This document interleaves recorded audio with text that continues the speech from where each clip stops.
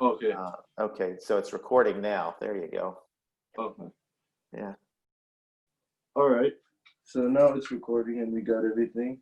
Mhm. And so it's another episode of Survival Guide to Life, and we have our guest speaker, Arnold.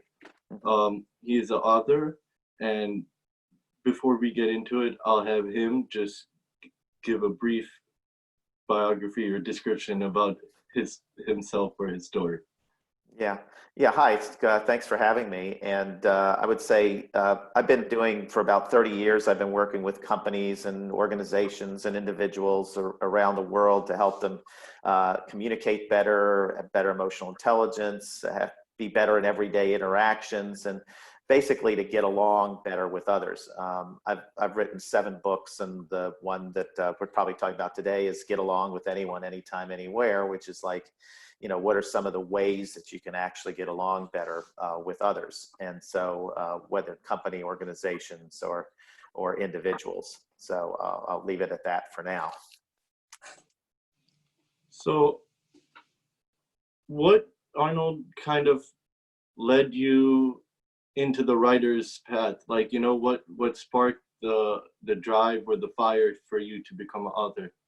Well, I've been writing articles for years, and I used to be like vice president of marketing for an association, and then I started writing some articles, and then they actually hired me to speak, to speak at their meetings because of the articles, and then so I started writing more and more, and I had a passion for people to get along better. I think, especially in these times too, in these trying times when people from all different backgrounds need to just get along better in that area. So I continue to write books on that. The latest book, the latest book I wrote was with some others called Leadership in Trying Times, which gets into that issue too. And that actually just became a #1 bestseller on Amazon in 7 categories. So that was just happened just the other day, actually, which was good. So I continue just to write and enjoy it, and to get your message out to as many people as you can. No, that's important. But who would you say would be some of your influences or sort of authors that made it even easier to want to tread down this path? Well, I think a few of them would be other things. Is, for example, actually I got inspired by Barack Obama's book a long time ago too. I just, that got me motivated because he talked about getting along and working together and dealing with other people, and so that sort of took me on a certain path that way. And then from the business side. Goldman, Emotional Intelligence, who wrote the book on that, also got me motivated to do some additional work into that area. So that worked out pretty well. Okay. Then where, I'm sure you could find your books on Amazon, correct? Mm-hmm. Do you have them on Kindle as well? Yeah, it's on Kindle, it's on Amazon. I even have it on my website, which is arnoldsanow.com, just ARNOLDSANOW.com. And all the books are there.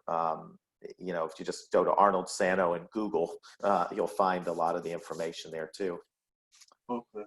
So if we go into your latest book, like what is it like? Like, what's the timeline? And like, if you could paint a clear picture. Yeah, well, the book that's getting reprinted a lot is called Get Along with Anyone, Anytime, Anywhere, and it goes to the principle that even if you get along just a little better with someone, it'll enhance. There's more productivity, less people work together better. And a lot of times the focus is a lot of times when we're so busy, like the niceties get lost. We're busy and we don't treat each other as well, and then people take it the wrong way. And I guess a couple of the principles that I would say too is one of them. It's not just important what's said; it's how it's said. A lot of times we get in trouble because of how something is said versus not. And I also get into the fact of body language, how our tone or our words, our language all has an effect on what people do and what people say in those areas. And then the other principle I just want to make of that book and all the books I put in there, there's an old saying everybody's probably heard called walk a mile in my shoes. We really need to understand where other people are coming from instead of having snap judgments and, assumptions, and we jump to conclusions right away. And there's an old saying, walk a mile in my shoes, but I like to take it a little different step called, before you walk a mile in my shoes, you need to take off yours first.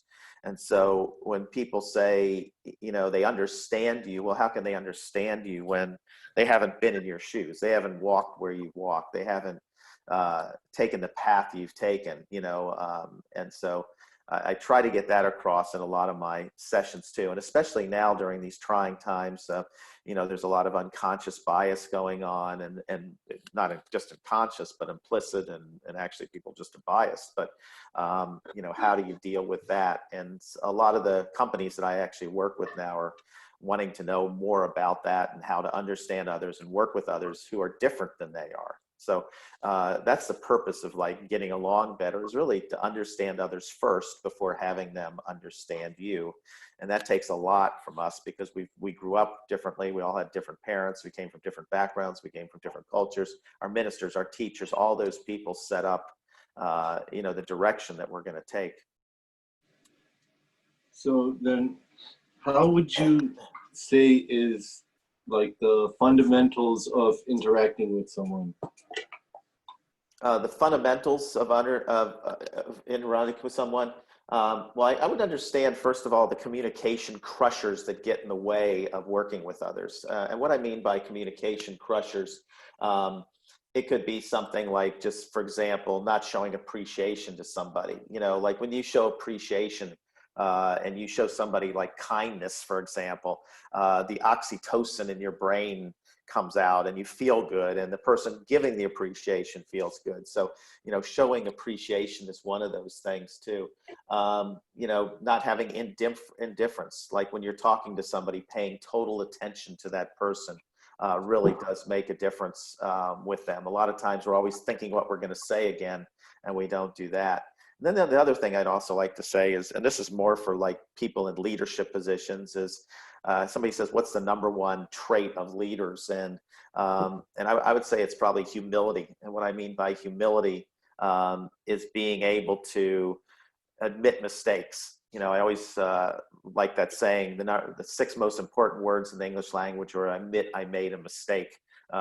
Which is that. And a lot of times, if you can admit that and join that, you can work with others better instead of just blaming other people on doing things. So those are some of the things. But hurtful language, words to use and not use. So for example, just saying a word like no problem. Well, no problem to some people, means no problem. But people who are older, and I would say born before 1981, when they hear the word no problem, they think, well, was there a problem? Did you say something? So, like when you go to a hotel, some hotels I've worked with, we've trained them to say, if you walk up to the desk receptionist and you thank them and they say no problem, a lot of people in their mind are thinking, well, was there a problem?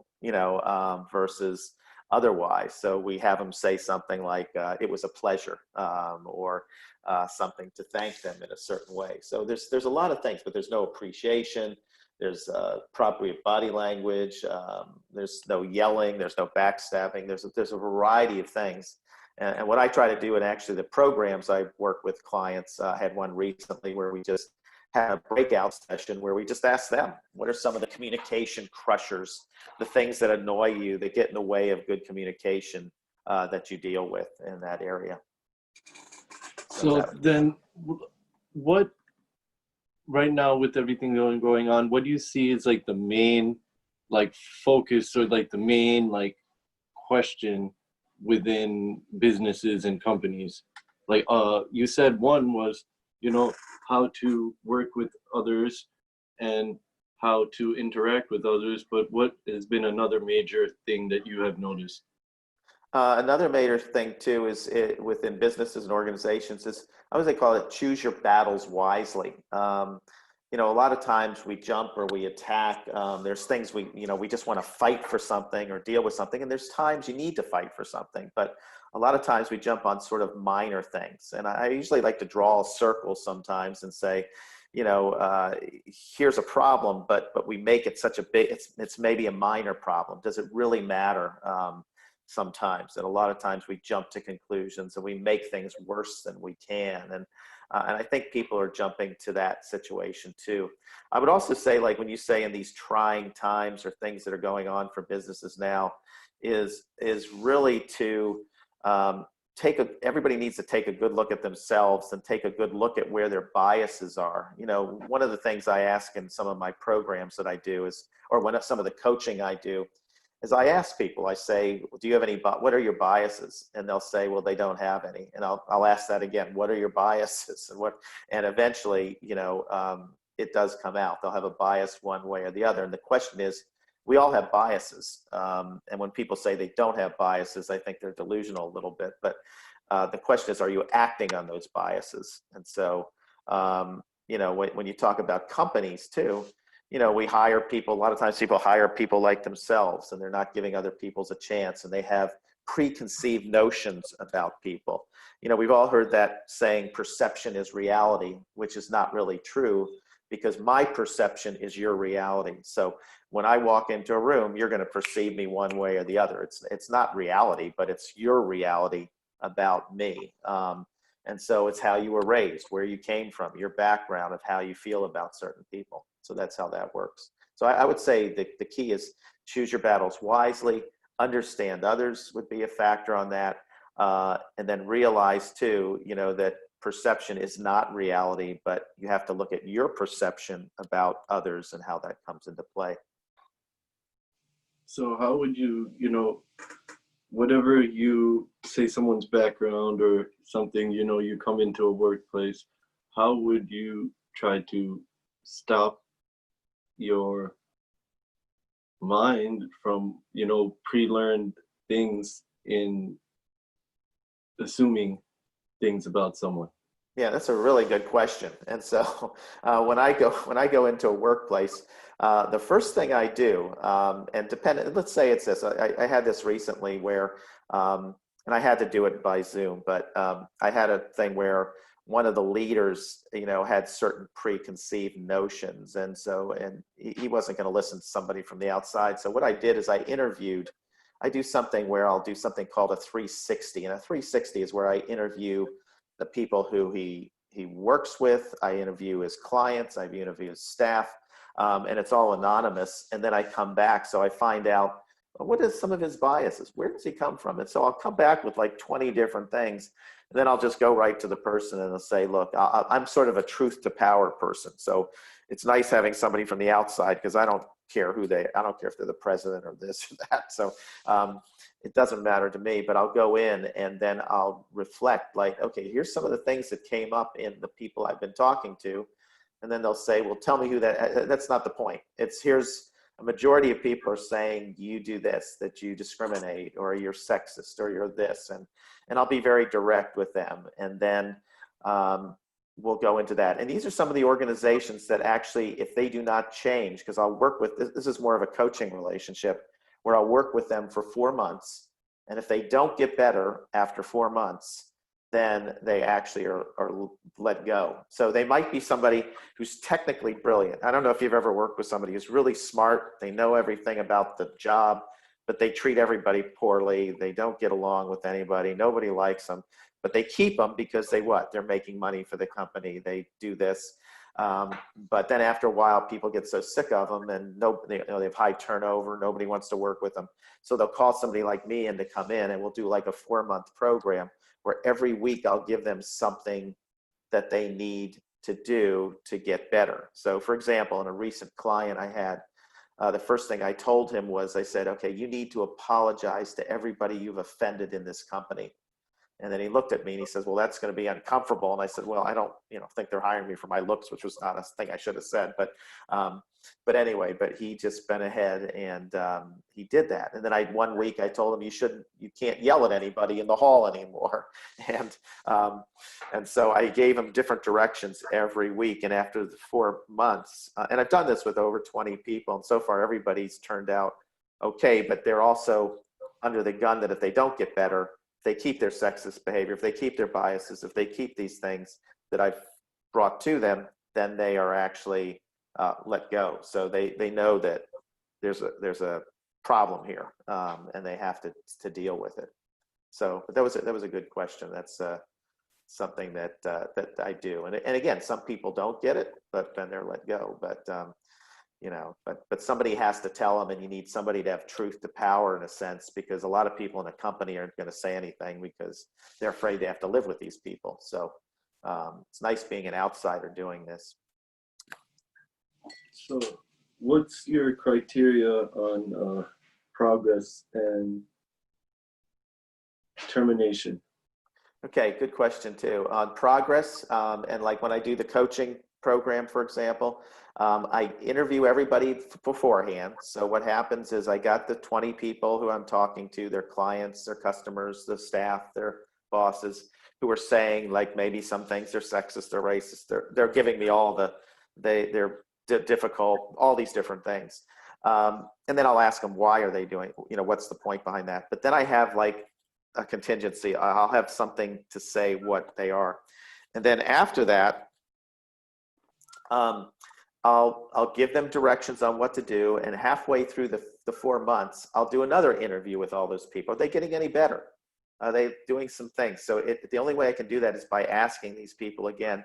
And then another 2 months later at the end, I'll say, okay, did they improve in this area? Did they improve in this area? Did they improve? Did they apologize to you? Did they show appreciation? Did they yell at anybody?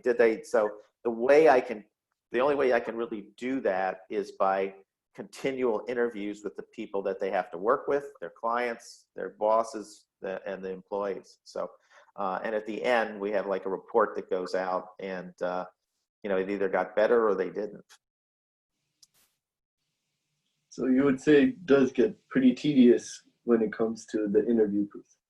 Oh yeah, it gets tedious. You mean interviewing the people who, because and a lot of them are complaining, but then I have to ask them, and I do this face to face too. I don't just send out how some people send out a survey and then you have to go into it. So it's a different thing right there.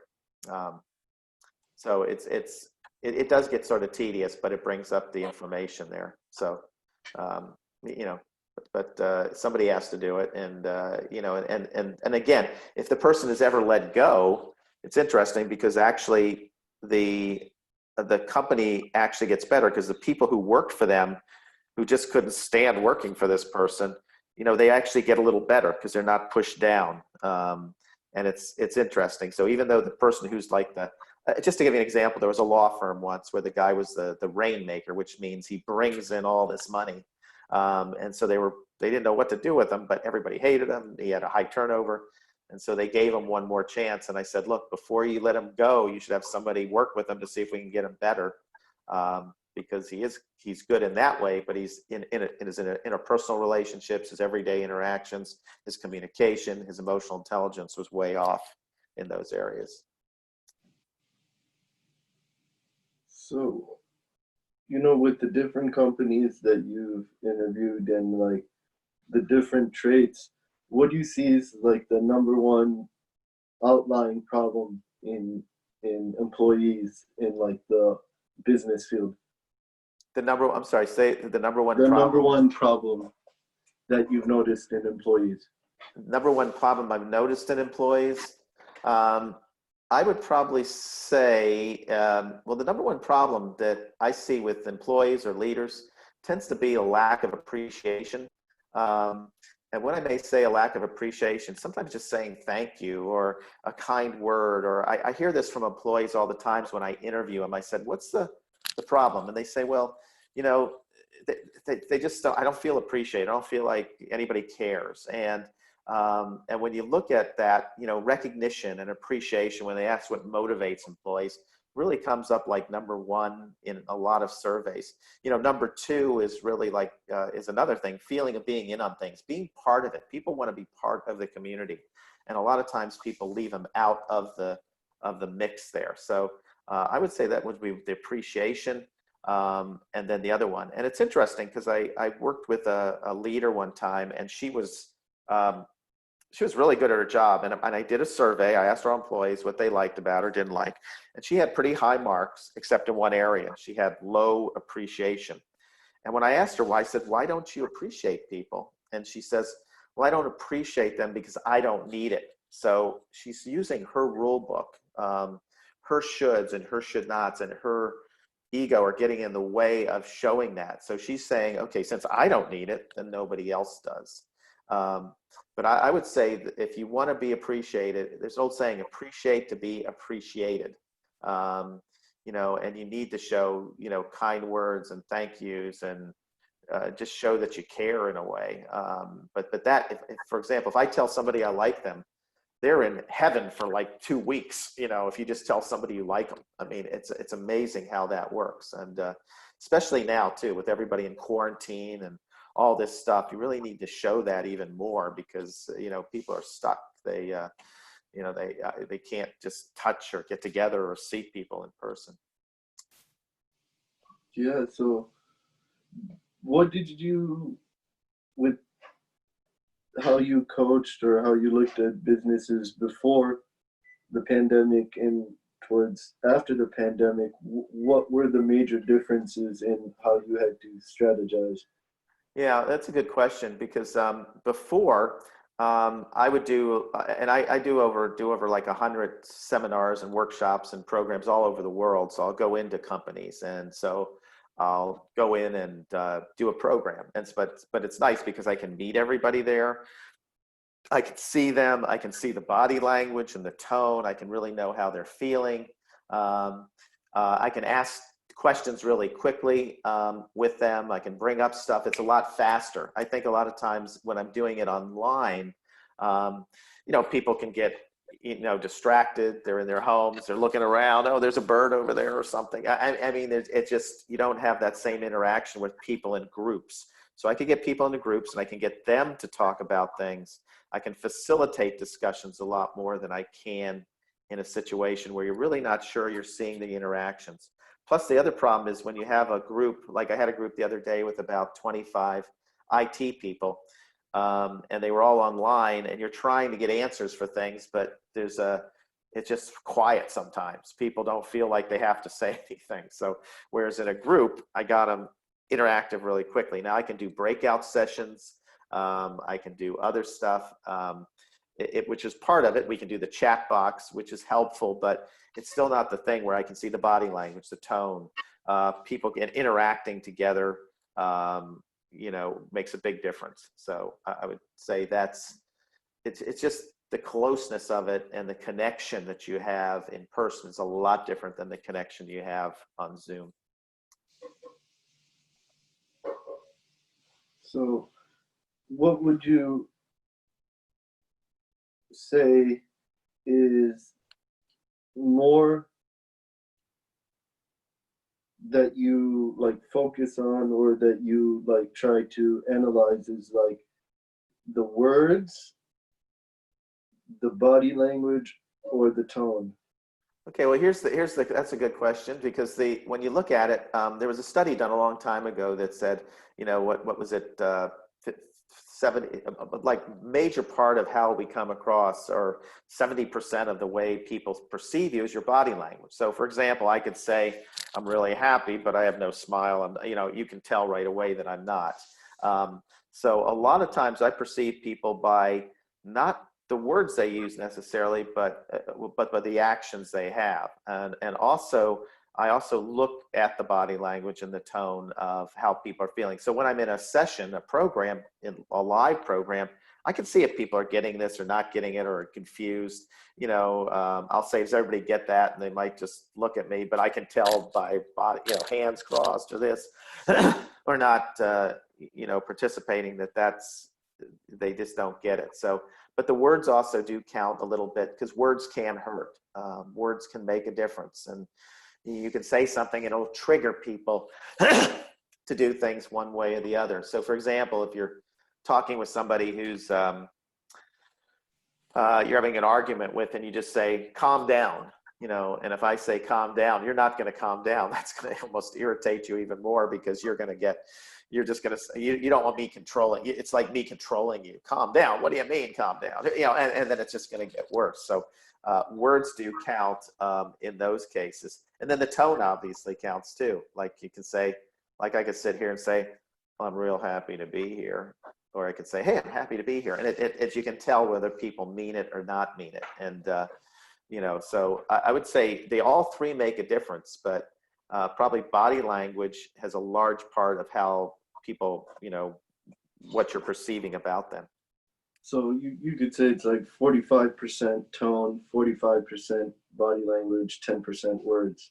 Yeah, actually there was a study done a long time ago that 7% was words, 38% was tone, and 55% was body language, if there was the numbers they gave there. So body language and tone made up like 93% of the message, and only 7% were the words. But I always tell people words do count, how you say things. Like for example, if I came up to you and say, well, it's not personal, well, then it is personal, or, I'm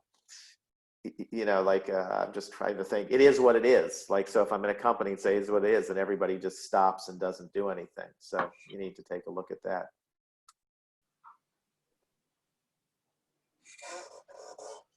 So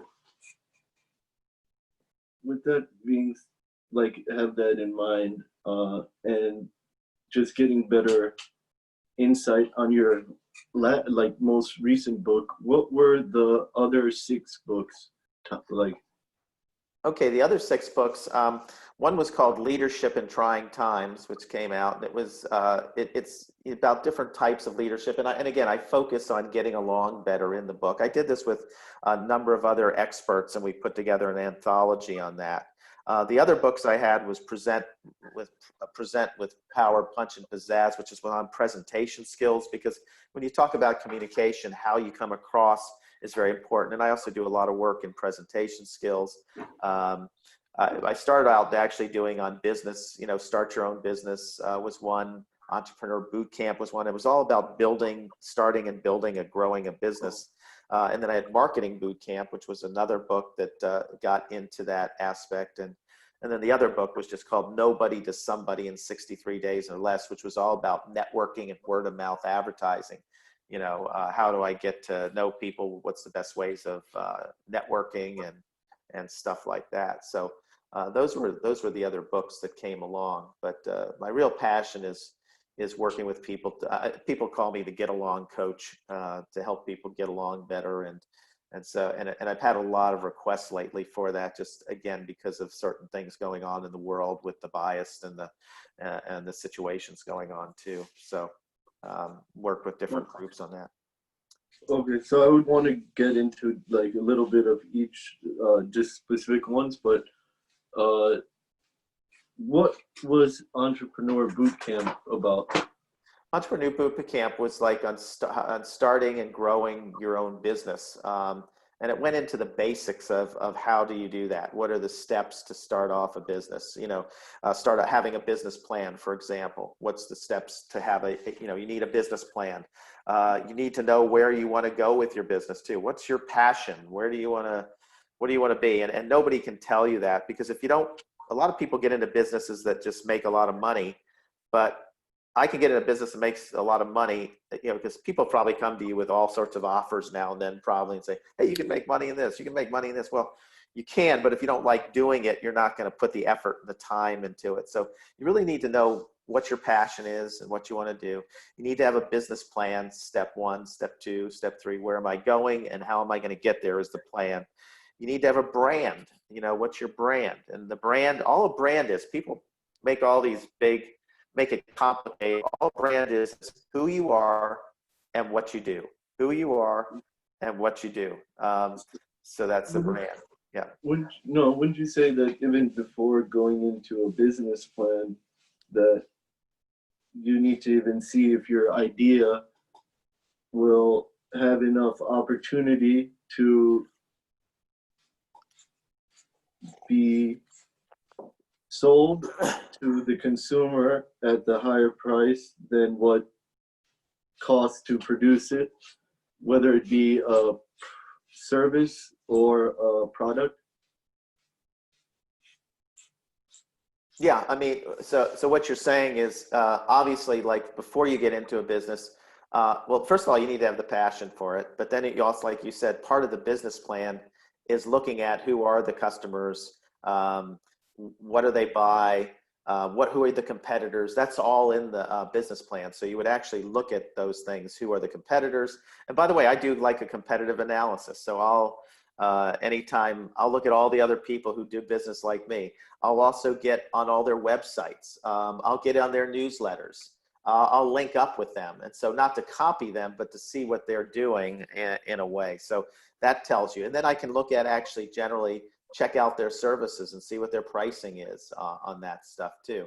And by the way, pricing comes about, and I always like to say with pricing, there's a few things like this too, that a little bit of fame, and again, I'm not famous and I'm not a household word, not even a household word in my own household, but when I talk about pricing,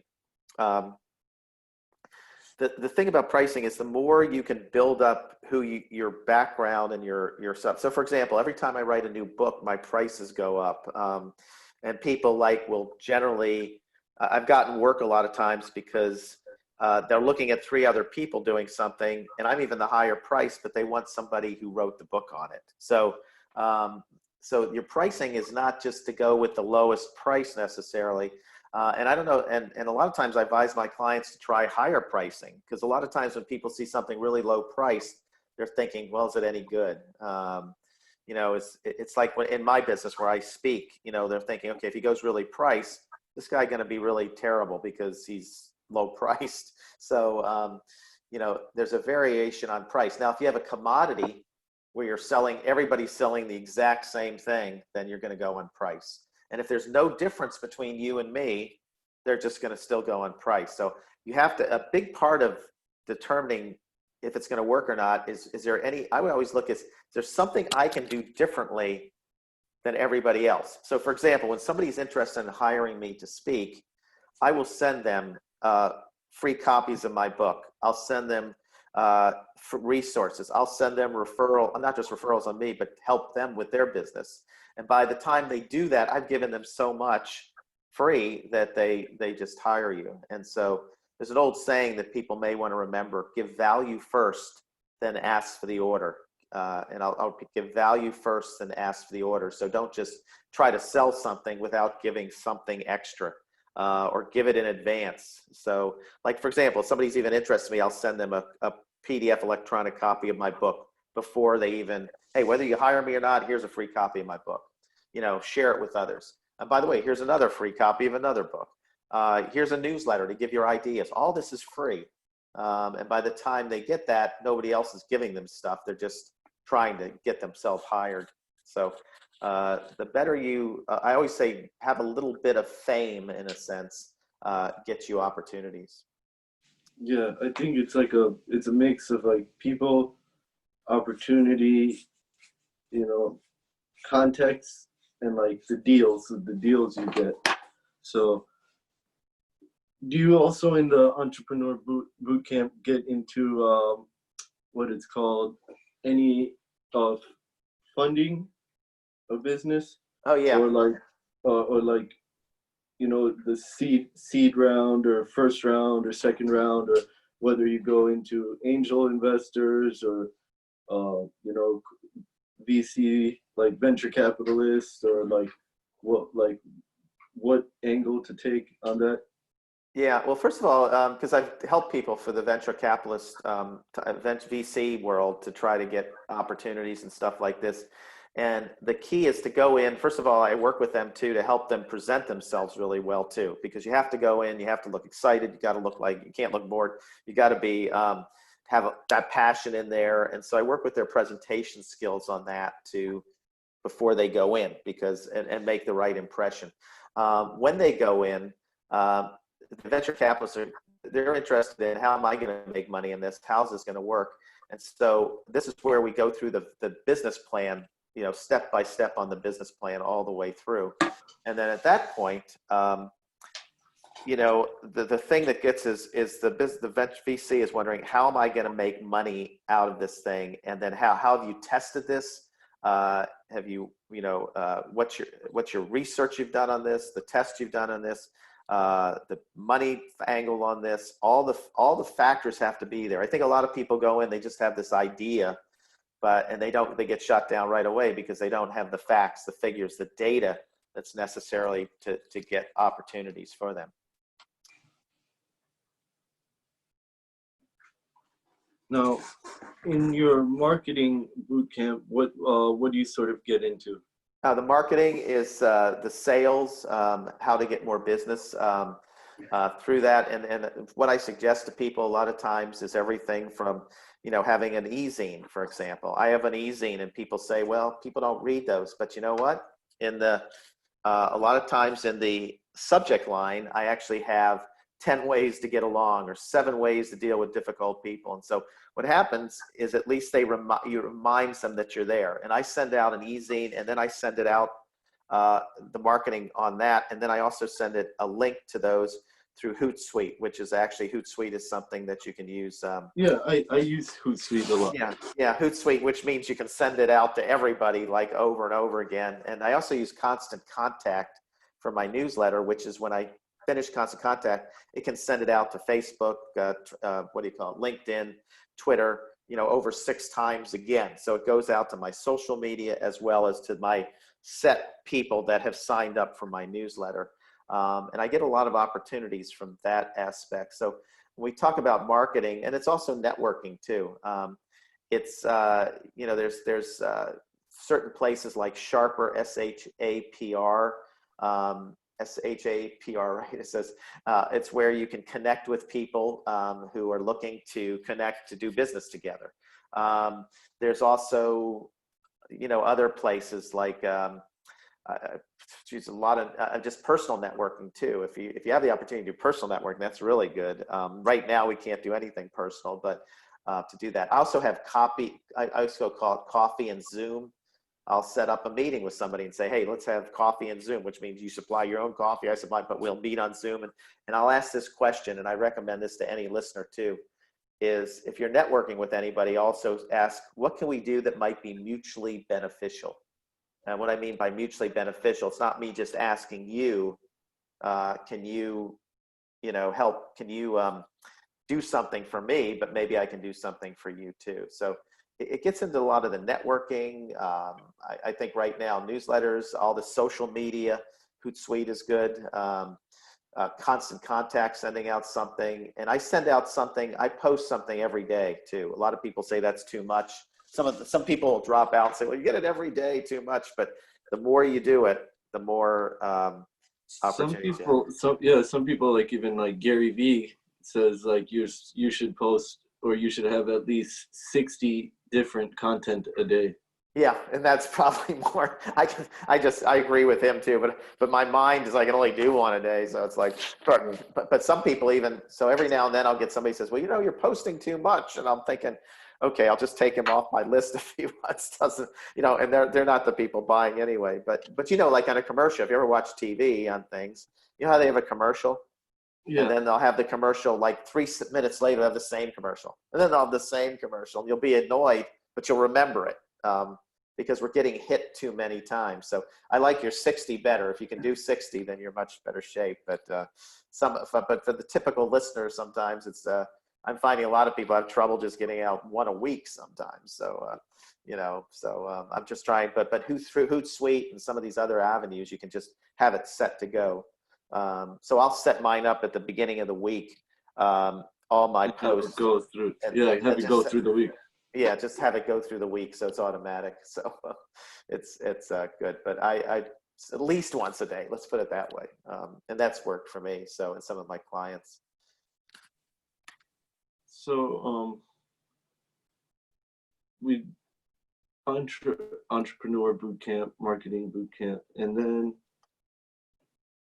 Well, I had start your own. You can start your own business, but that was basically the same as marketing boot camp. It was a extension of it. So I mean, it's the same as um, entrepreneur boot camp. So they're very similar. So I wouldn't say too much more about those probably. And then the nobody to somebody was on the networking in 30 days or less, how to connect with people, going to mixers, joining affinity groups, on the internet. Affinity groups are people who maybe are like yourselves, who want to share things, stuff like that, or who have common interest. So you might belong to you could belong to the Democratic Party or the Republican Party, or or a group that has similar interests to you, so to speak. And then actually doing that actually gets people to connect. And then, if somebody needs something, they remember you, and, they like you, and the bottom line is when people like you and trust you, they tend to work with you. So you develop that affinity and that like with the different groups that you have. then I remember you saying the book on presentation. What would you say would be like the top three, or top four, rules, or like the foundations of having a good presentation? Well, a good presentation. First of all, I would say one is you need to show enthusiasm, and people are more convinced by your energy, enthusiasm, and conviction than anything else you do. So being enthusiastic gets people enthusiastic, and keeps them awake too, would be one. So I would say energy, enthusiasm would be one of the things that I would mention there too. The other thing too is in a presentation, I would say every 3 to 5 minutes, there should be a story, anecdote, exercise, something to wrap it up. When you're doing a presentation, you don't want to be the only one talking all the time. You want to have an interaction going back and forth and stories are very important too. Giving examples and stories would be examples. And when I put the stories too, I always say success stories. So if you're in a presentation, success stories are things where I help my client in one way or help this client another way. And when I say that, people say, oh, well, if he can do that for them, he can do that for me too. The other one is look like you want to be there. And when I say look like you want to be there, smile, be open, your body language, your tone. So for example, if I was doing a presentation on Zoom, I'd actually be standing up right now. I'd be moving around. And this is especially important on Zoom calls. You might want to do polls. I always do polls or chat. Say, okay, put your name. If you have a question, put it in chat, and we'll stop now and then and look at them.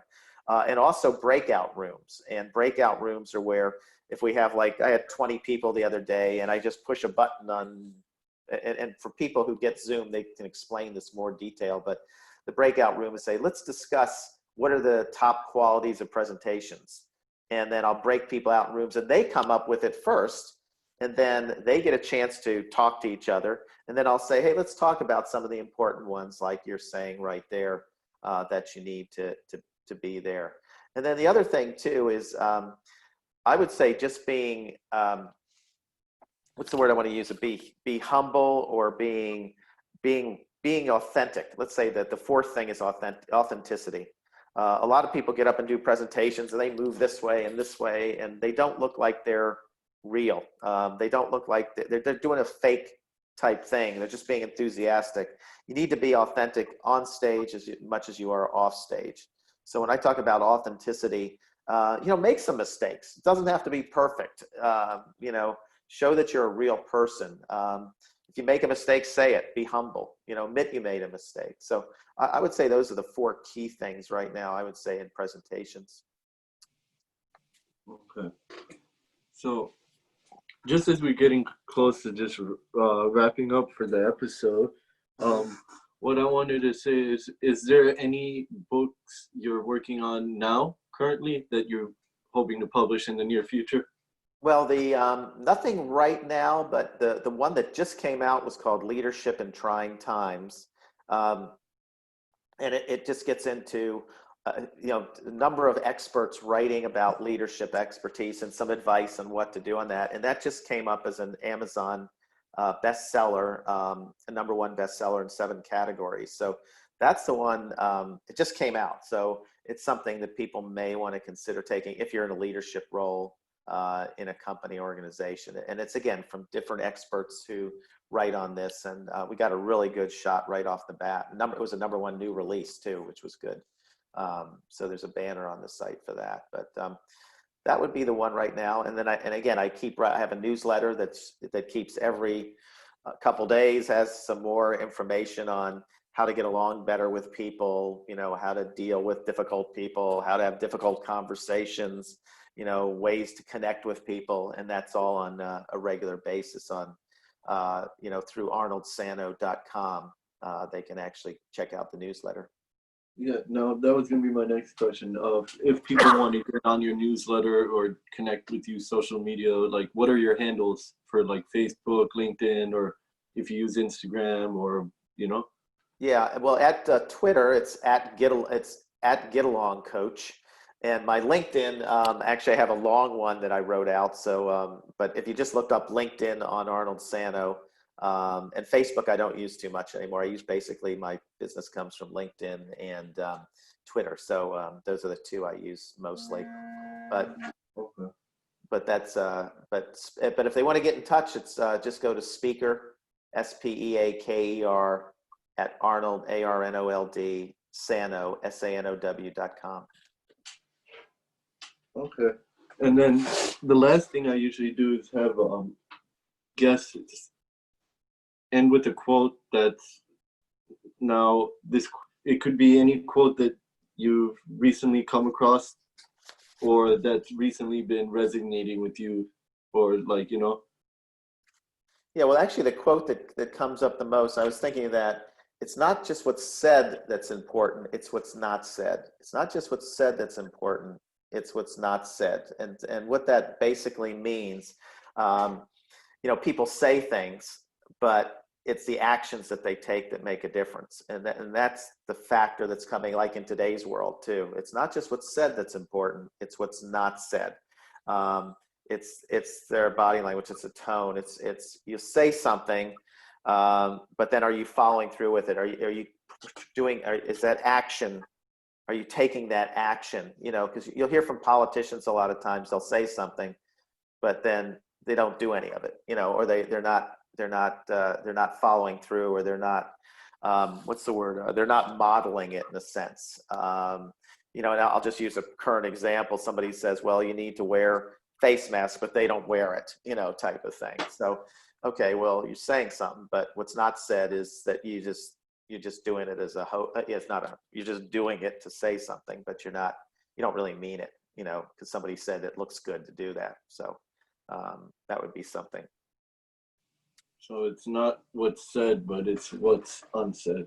Yeah, it's not just what's said, it's what's unsaid. And the bottom line is, it's nice to say that stuff, but here's what's not said. You're not doing it. And I'll use the mask example. Well, you got to wear a mask, but they don't do it. So, okay, well, what are you trying to say there? You're supposed to say it because it sounds good, but you don't really mean it. So, that would be something I would say it hits me now because I see that a lot of times, and I won't get too political, but it's some people just go off on a lot of things or lie or that. And, and okay, well then you never believe them anymore either. So. Yeah, that's that.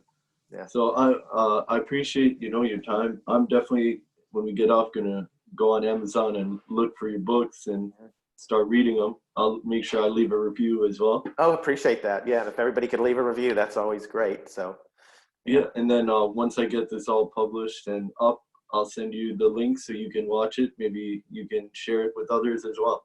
Oh yeah, and I'll put it on my my mailing list is basically got about 10,000 plus people right now on it. So I will definitely send it. So we'll make it from there.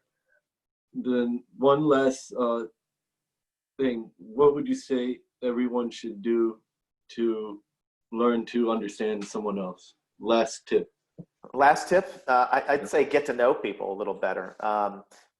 Go to groups that don't just have everybody made up of you. Like in companies that I go to some of them and I say, there's no diversification in this company at all. Nobody's ever said that to them, but there's no diversity in a sense. And so I try to get them to be more diverse. And I said, you need to hang out with people who are different than you to get an idea. And when you meet them, they're not that much different, but only through dealing with them and understanding other people. That's the only way we're going to get better in this situation. All right. Thanks again, Arnold. Okay.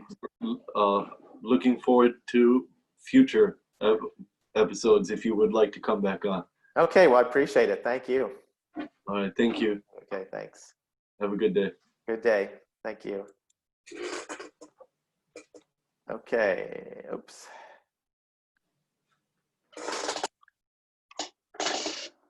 Still there? Yeah. Okay. I've stopped the recording. Okay. Yeah.